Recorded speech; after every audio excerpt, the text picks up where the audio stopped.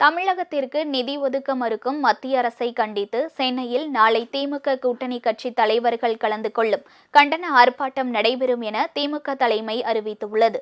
இது தொடர்பாக திமுக தலைமை வெளியிட்டுள்ள அறிக்கையில், தமிழ்நாட்டின் உரிமைகளை சிதைப்பதற்கான அனைத்து முயற்சிகளையும் மத்திய அரசு எடுத்து வருவதாக குறிப்பிடப்பட்டுள்ளது.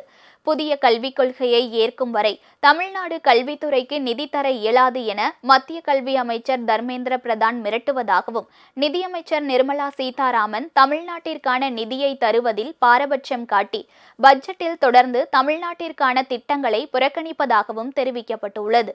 மும்மொழி கொள்கை என்ற பெயரில் ஹிந்தி திணிப்புக்கான முன்னெடுப்புகள் என தமிழ்நாட்டை வஞ்சித்துக் கொண்டிருக்கும் மத்திய அரசை வீறு கொண்டு எதிர்க்க வேண்டிய சூழலை உருவாக்கி வருவதாக தெரிவித்துள்ள திமுக, இதற்காக மத்திய அரசை கண்டித்து முதற்கட்டமாக அனைத்து கட்சி தலைவர்கள் கலந்து கொள்ளும் மாபெரும் கண்டன ஆர்ப்பாட்டம் சென்னை ஆட்சியர் அலுவலகம் முன்பு நாளை மாலை 4 மணிக்கு நடைபெறும் என அறிவித்துள்ளது.